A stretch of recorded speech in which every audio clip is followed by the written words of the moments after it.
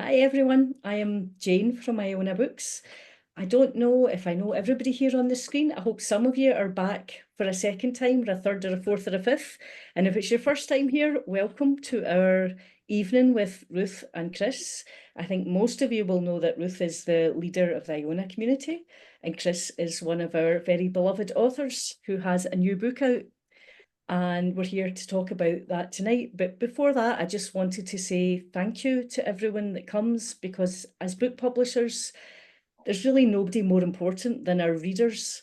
And the fact that they bothered to come and listen to what we have to say means the world to us. And it really does encourage us to make more books and try and find new authors. So thank you really sincerely, everybody, for showing up tonight.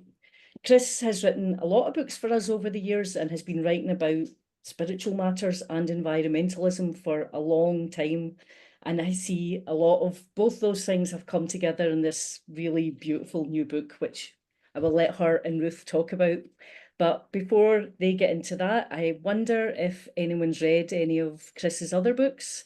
And if you have, and you would like to win a free book from us from www.ionabooks.com, put one of Chris's other titles in the chat, and the first one that gets in there with the right answer gets sent a book voucher afterwards, which Iona will sort out for you.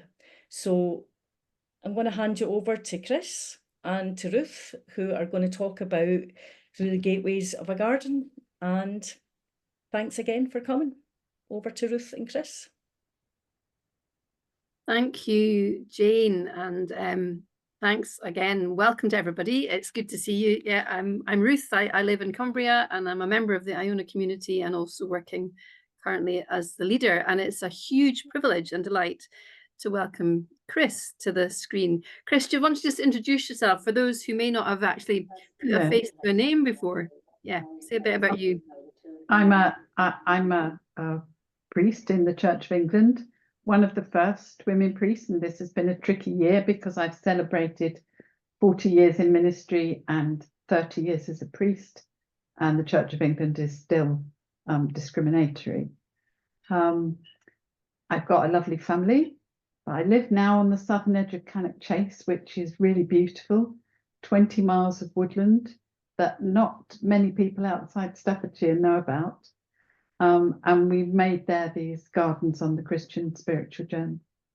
Brilliant, thank you. And Chris, you've been a member of the Iona community for how many decades? At least three. Well, it's that number of decades. It's 3 decades this year. Yeah.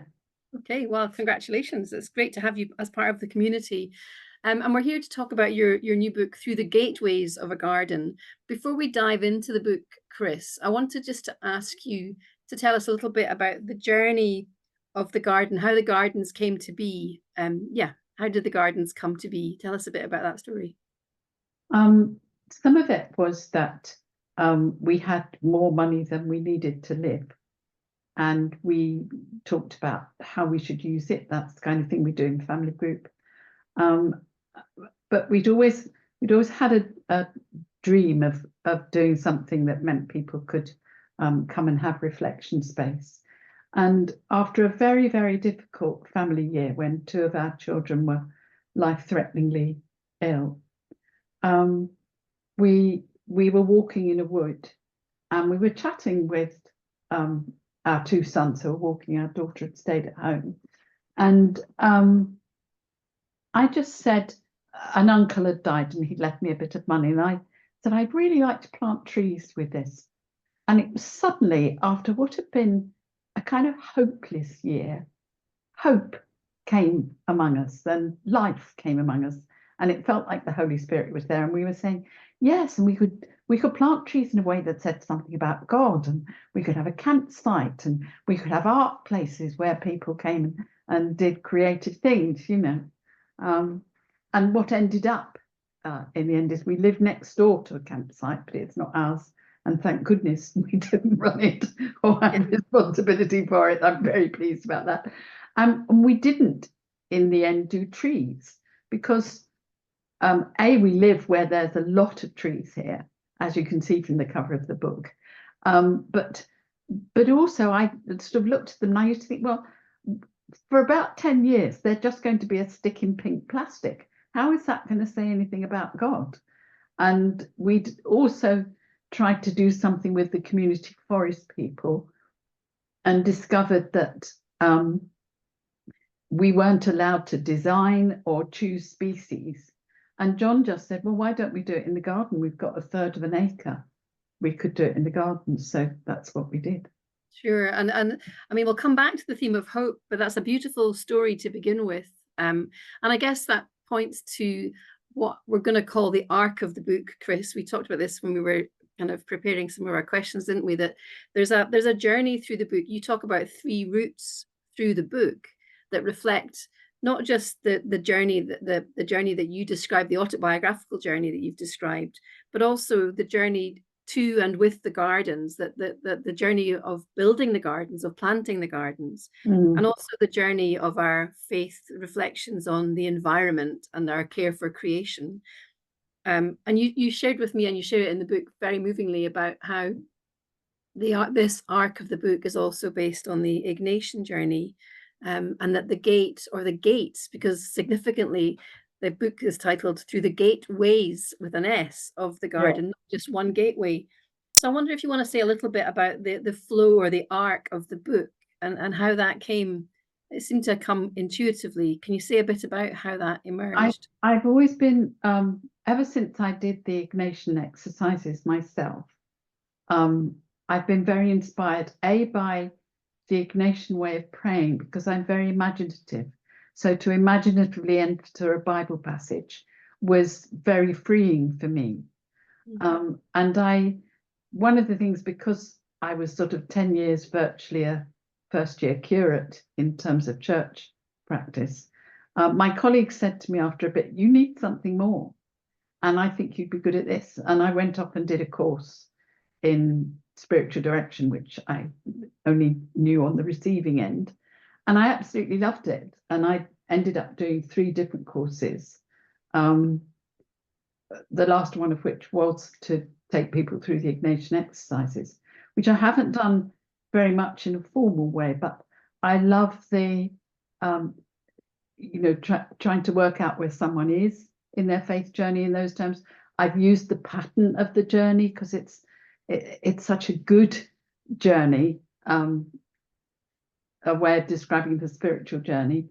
I've used it in A Heart for Creation and in this book and in the gardens, because it just seems a good process, a good arc in your terms. And say a bit then about the journey from, how did how did that translate then into the actual physical gardens? And were there any stumbling blocks? You used the image of stumbling blocks in particularly the discipleship garden. Yeah. Just describe for us a little bit of the actual practical journey of establishing these gardens. Well, the first thing was, it was full of weed trees and full of rabbits, hence the gateways. Okay. Because one of the first things we did was to very expensively and very thoroughly put in the meshing round a very large area of garden in the year before we moved in, so that the rabbits in general, and rabbits are very clever little creatures, so we'll just stick with the in general, don't get through the wire meshing. But of course some of them do. And so we had the gates, because that keeps a rabbit in a particular area, and we can then attract them down to where the grass is and discourage them from being in the garden.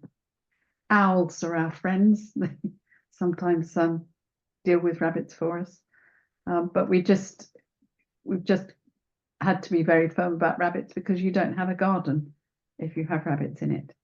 And John spent a lot of time the first year taking down the weed trees that we didn't want to keep.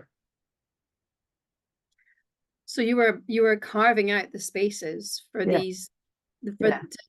And planting the hedges around each particular area of the journey through the gardens. So each area has got a different kind of hedge to reflect the garden. Yeah. It's such a powerful, iconic symbol of life and lament and life and uncertainty and life and new life. The story of the Easter story, if you like, the story of the passion and resurrection of Christ. And you've found a way to make that so vivid and physical within the garden spaces, and reading each of the different chapters and hearing a little bit about the plant selection and even the surface, whether it's crunchy or soft surfaces that you create. You paint a very vivid picture of the physical journey that people will walk with as they walk through the gardens. And you also paint a very powerful picture of the spiritual journey that we go on. And as I read the chapters, I found myself being lulled into all of those different kinds of journeys. I want to shift the focus. And by the way, friends, I should say that there'll be space for you to ask questions. It won't just be me and Chris talking here.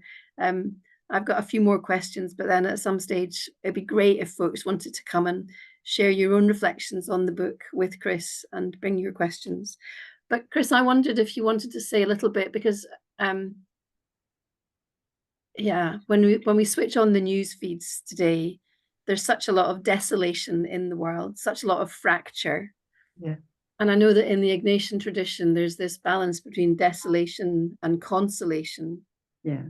And it can be maybe tempting to rush to consolation without actually lingering in the lament, lingering in the desolation. And so I wanted just to hone in a little bit on the Passion Garden, and ask you to say a little bit about the whole journey, life cycle, including grief, that and the struggles that you describe at the beginning with, you know, the family, the difficult year that you experienced. Can you say a little bit about your own spiritual journey and the gardens, and that touching the hem of grief that we do when we come into the Passion Garden? Yeah. Yes. I mean, every journey has its own kinds of difficulties. I mean, one personally for me was having Crohn's disease, which took over 2 years to be diagnosed. And I thought I was dying of something they couldn't find, which I control by a very difficult and antisocial diet, as you know. But that's been a freedom because I'm well. But that kind of journey for me has made me very aware of that you don't bounce over life. And I don't think you could hurry into consolation, because it wouldn't be genuine consolation if you hadn't dealt with or rested long enough with the desolation you were in. Because how can you hear God's voice in consolation if really part of your spirit is in desolation? And you need to hear God there. So it's not just in the Passion Garden. I mean, in the Loved and Forgiven Sinners Garden, we've got cobbles for people to walk over, because people used to go barefoot or on their knees on hard, stony ground to express their sorrow. We've got stumbling blocks or stepping stones in the discipleship garden as what happens to you in life. Is it a stumbling block to your faith or a stepping stone to something deeper? And in the Passion Garden, you've just got this enormous cross. I mean, it is a life-size cross. And people often get quite startled with it, because now the hedges are grown up, you don't see it as vividly till you get to the garden itself. And we've put coal and slag round the cross, because the suffering of this area of Britain was the decline of heavy industry, and the suffering of the land itself was the coming of heavy industry. So that's there. We've got a little meditation hut in there, so that you can just sit and dwell with the cross, and a crown of thorns and things like that. And the way out is through mirror doors, and you cannot see what is ahead of you. you can only see yourself and what's behind you, which seem to, that's real, isn't it? That's your journey.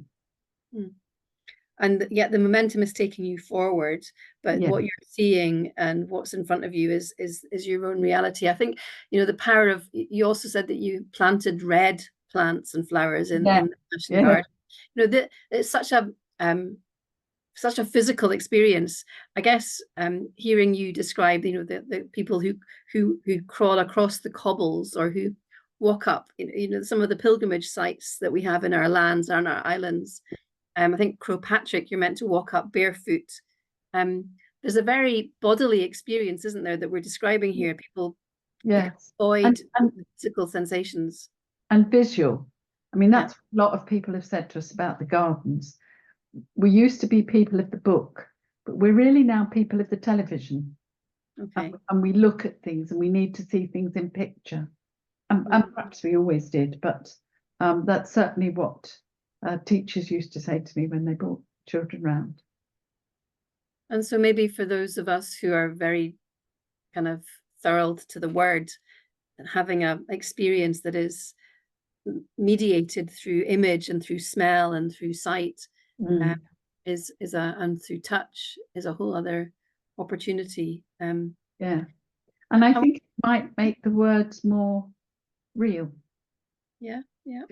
Or they come to your head. Let's do to mine anyway. You know, in different bits of the garden, they come to your head.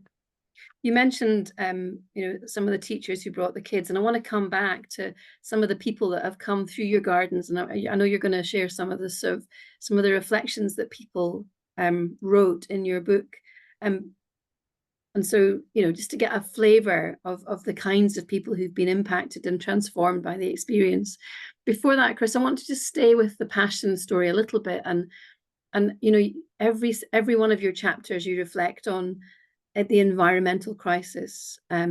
You don't mince your words. You bring statistics. You bring stories. You move from the story of the actual garden through some theological reflective material into stories, for example, from Christian aid and famine and war and the impact of our lack of care for creation.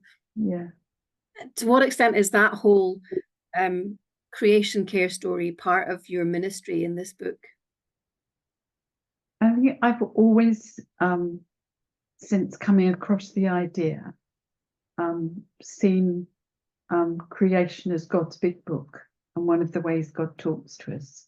And I think before I could have said that, that was part of my experience. I grew up in the East End of London post-war when it was severely bombed.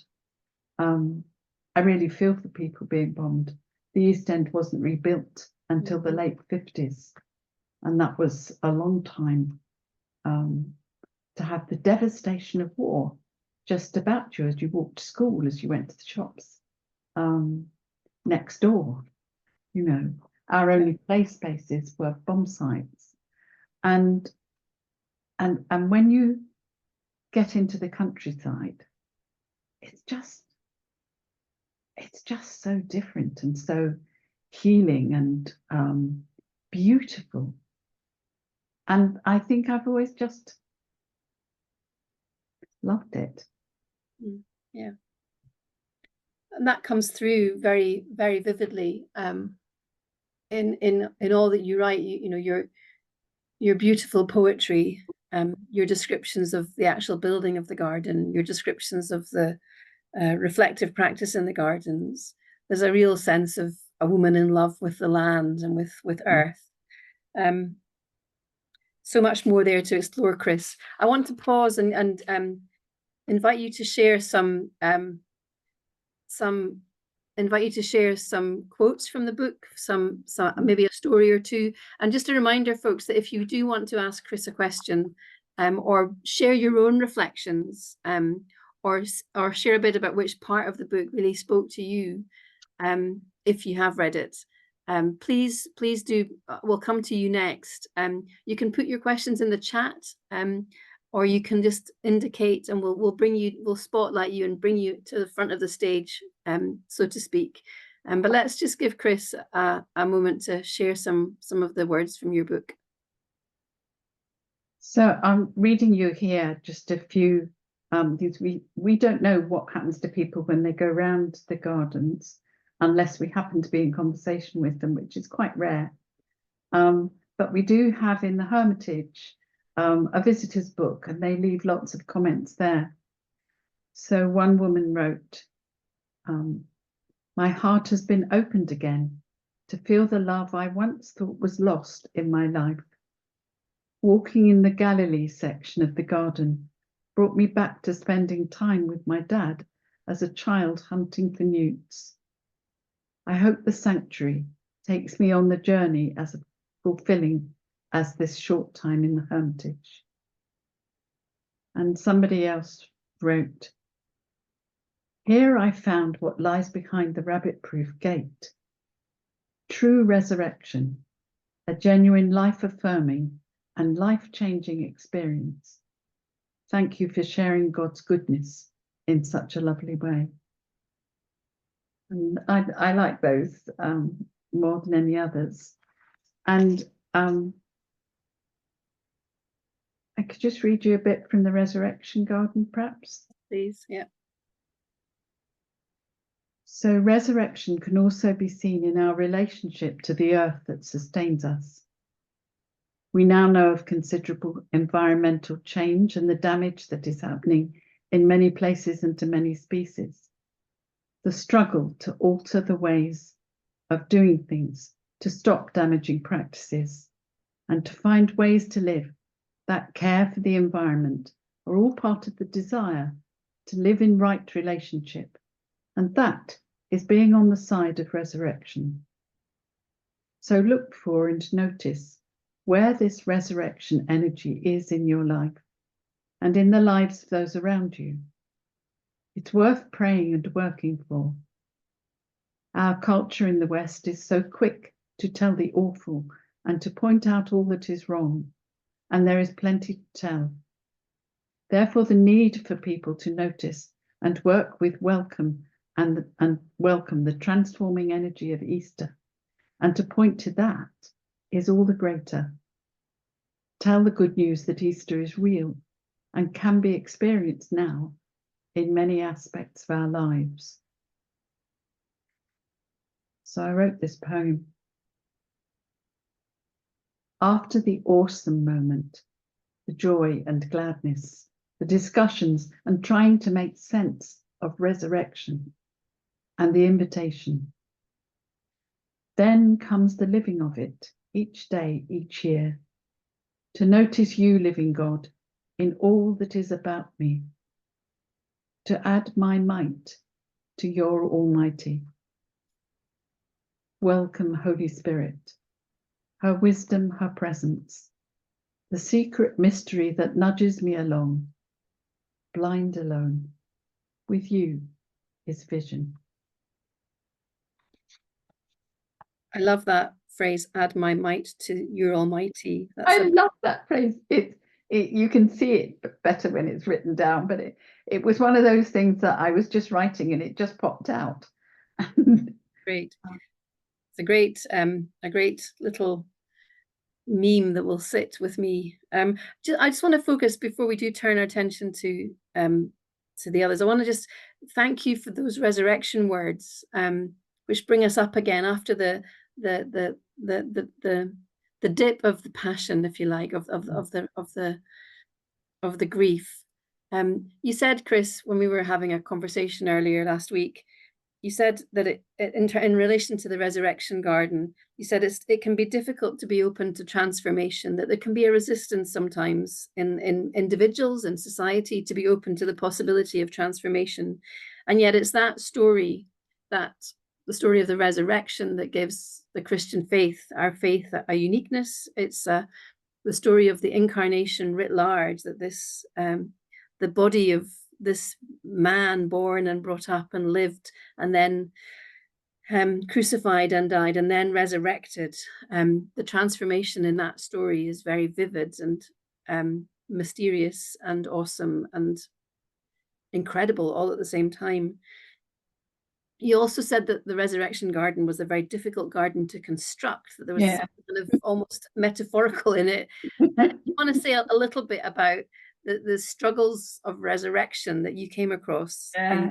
Well, we reached the bit where we finished telling the story, because we started the resurrection garden with a garden of Mary of Magdala, with you know, all sorts of things that link to her. The Greeks call an almond tree Magaia, and they link it with her because, of course, it's written in the Bible how beautiful she is and how smooth her skin. I mean, the fantasies that people have got into about Mary Magdalene. And we did that, and we got to the end of this piece, and we left the resurrection garden till last because we thought it would be the easiest, and it was the toughest to do, because as Christians we don't celebrate resurrection. Mm-hmm. We celebrate Lent and Holy Week, and then we forget resurrection as fast as possible. Certainly in the Anglican Church, we're shifting on to the Ascension in hymns by about the second or third Sunday of Easter. And we've got the great 50 days. One of my sons really learnt that one, because I negotiated one Lent that we lived on income benefit, and he negotiated 50 days of good puddings if we did. After Easter. Yeah. Very, so there's the Lent, there's the 40, but then 40 days of Lent, they would do parallel 50 days of pudding. Yeah, good puddings, not just ordinary. I like his angle, folks. There's more areas that we could explore, but I want just to pause there and invite anybody from the gathered throng to come and join Chris and me and join us in a conversation. Bring a question, bring your favorite quote, bring your story of a garden transformed. Would anyone like to join us?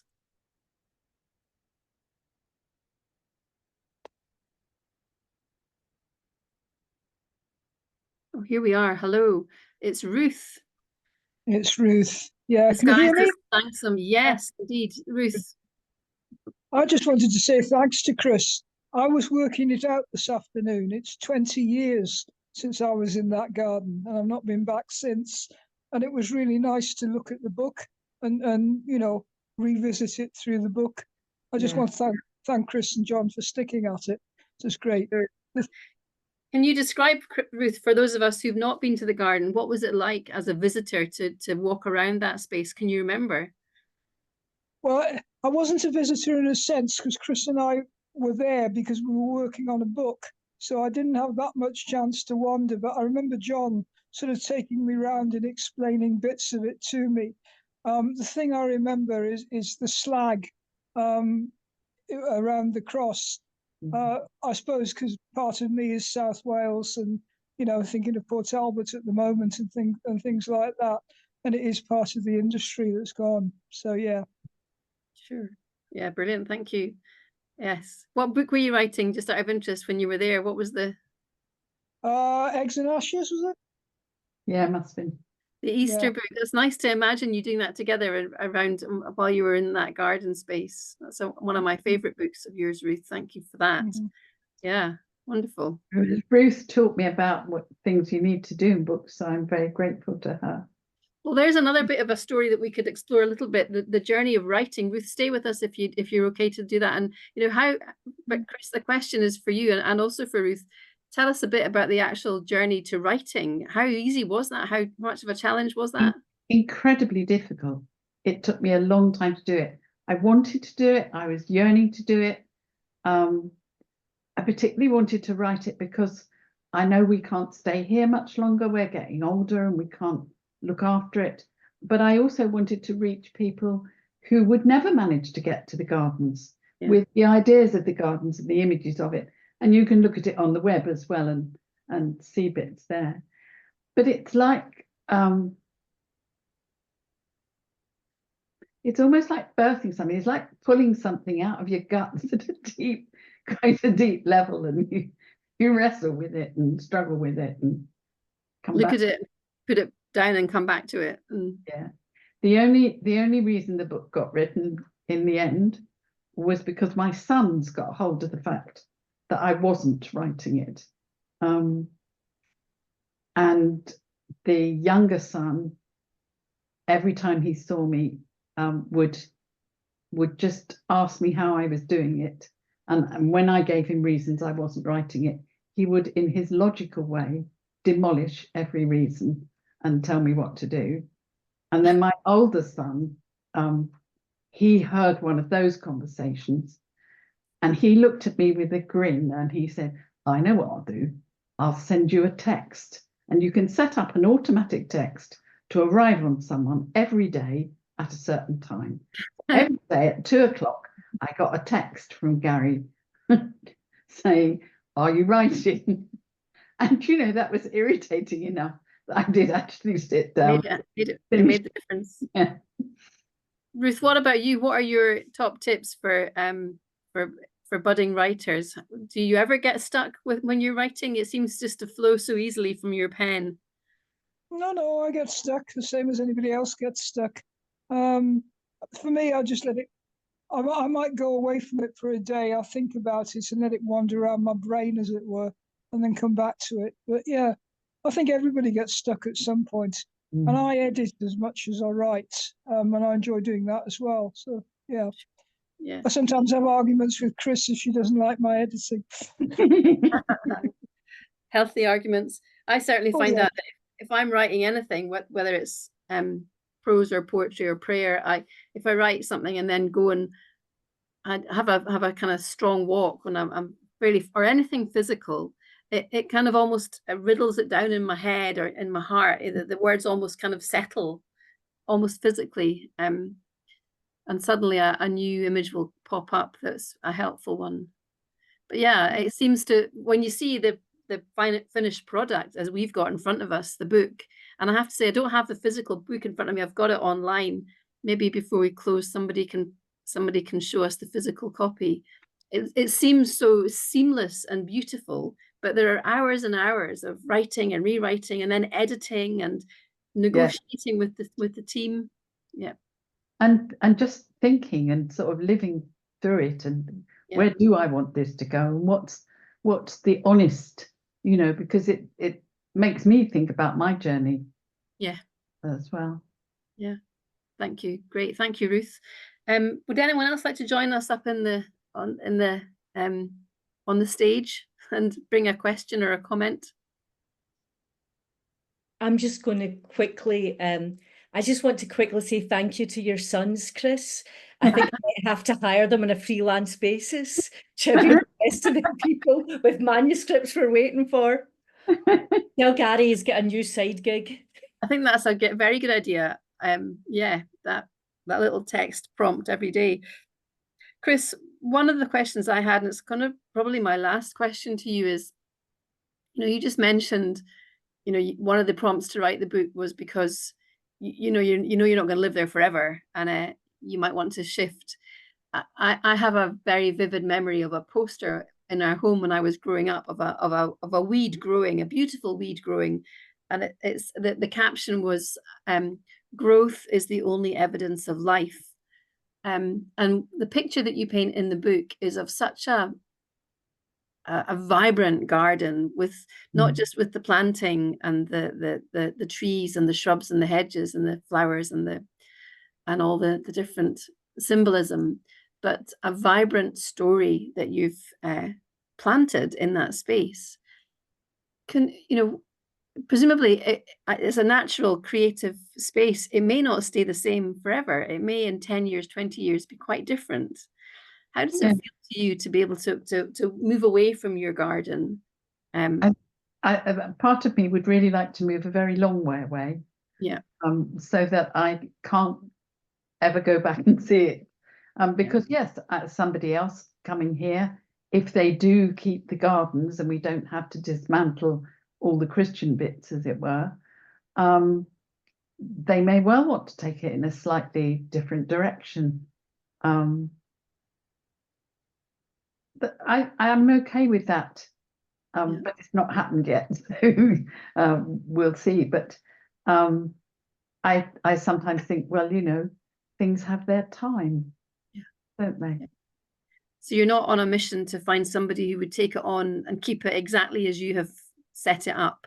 No, just someone who would keep a ministry going here, Yeah. I think, really. And, you know, obviously the gardens are part of that ministry in some way. And it's been really appreciated by people. We don't charge for people to come in the Hermitage.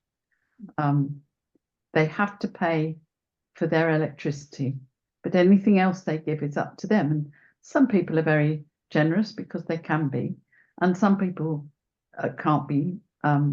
They give a little bit or nothing, and some people give us gardening, which, to be honest, is about the most valuable thing they can offer. But yeah, I think things with God don't always stay the same, do they? God's love is the same, but what happens around you and everything changes. And with the requisite amount of rest and recuperation, is there another writing project in you, Chris? What's your creative energy going next? Well, I thought when I finished this, I thought, right, that's it. I've done it. You know, I'm never going to do that again. What I've got rolling around my head at the moment, and it really is only at that stage, is to invite other people to join me in writing chapters about power. Okay. Because as Christians, we don't talk about power. I actually was in a meeting where someone stood up and said, Christianity has nothing to do with power. It's about following the master, you know, in gentleness and all that. And that is not true. Yeah. There's a lot of male power in the way the church is run. The leaders are mostly male, certainly in the Church of England. You go into a parish and you'll find there's a little power base of people there, and woe betide you if you try and alter anything that they find important, like where the tea is kept, you know, something like that, or you know, deeper things where they just don't want this changed. I mean, somebody was telling me the other day of a man who'd gone into a parish and he'd tried to bring in some really creative environmental things. And somebody said to him when he was leaving, they said, oh, good, you're leaving. Now we can put it all back how we had it before. Help. And he was wanting to do a healing garden in the churchyard and that kind of thing. So. Well, on that note, Chris, I want to draw this to a close and say thank you to you for your remarkable gift, not just of writing, but of the garden that will be there as a legacy and as a journey for so many people to come. And all power to you for this next stage of wherever life takes you on the next stage of your journey. Thank you for all that you bring through the Iona Community and Wild Goose publications to the wider world. It's a gift beyond reckoning. Thank you. Thank you.